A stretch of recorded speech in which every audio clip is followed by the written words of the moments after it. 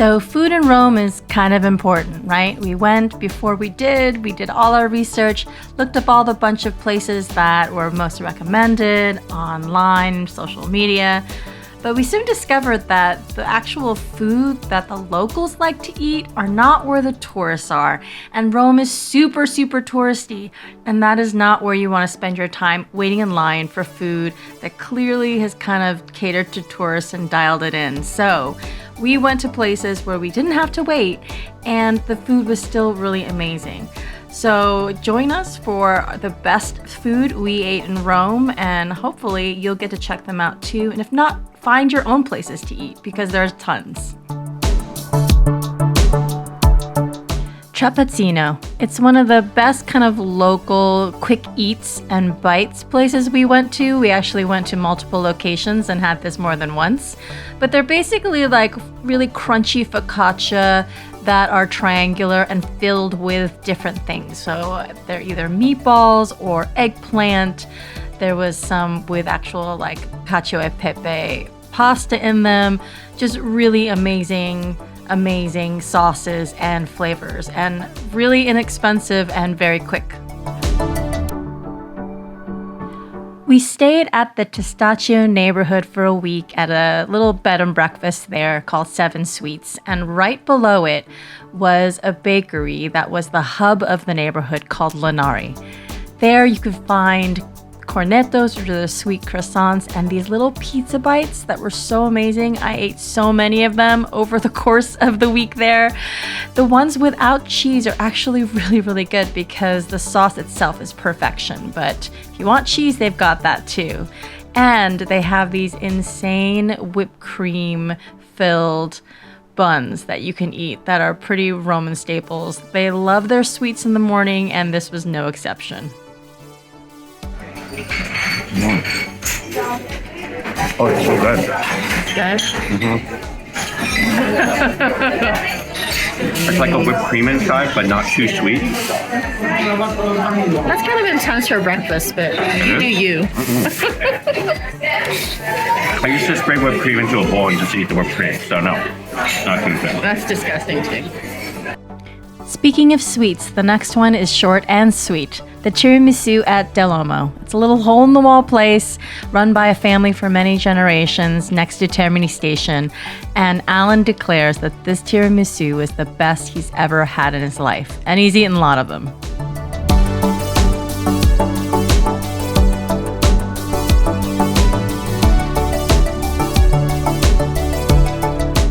The next spot is Tram Depot. It's a little cafe right in the middle of the Testaccio neighborhood.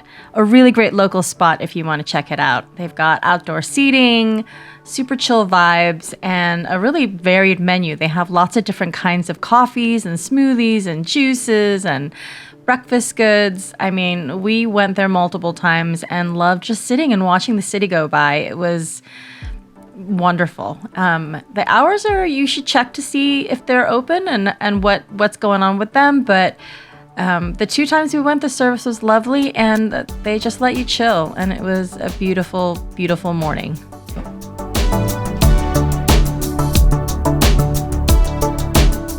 And the best carbonara I had in Rome was here at Ristorante Pizzeria da Michele. The pizza was really great too, and had the second best tiramisu that Alan had the entire trip. But that carbonara, oh my gosh, the portion looks small, but it is filling and dense and just the creamiest thing you've ever eaten. I would want to go back. Another total gem in Testaccio Market is Casamanco. This has been on a couple of videos, I've seen it around, but this one is by far one of the best. Lots of locals come here, and the owner is just so nice. They speak English, and they're really accommodating. Totally ask them what their favorites are. They will share them.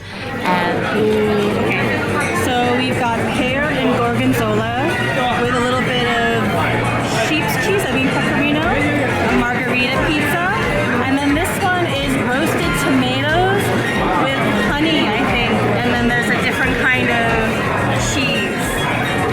But the guy at Casamanco, he was really, really nice. And he recommended, this is his second favorite apart from the bacon one, so I'm gonna go back and try the bacon one. When you're tired of all the Italian food, and after 2 weeks you get tired of Italian food, at least I did, we found a local Korean place, started actually by the chef of a former diplomat from Korea to Italy. It's right near Termini Station, has vegetarian options, and a really legit 물냉면, like so good on a hot summer day, and it was hot in Rome. The last place we're going to mention is a restaurant in Testaccio called Boca. It was a fairly modern take on Roman cuisine. So far, we've eaten really, really traditional food, but this was kind of like a modern twist to it and a definitely much more imaginative palette of inspiring tastes and flavors of what's local and what's also very Roman. So they had these baos made out of pizza dough, which were really beautiful with burrata. They had a pickled cabbage with some steak. And it was just a really, really beautiful kind of way of eating.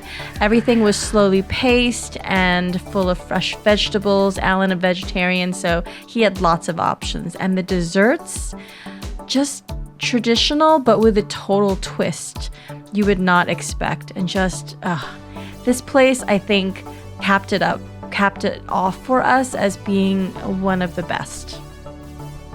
I hope you enjoyed our little food crawl through Testaccio and Rome.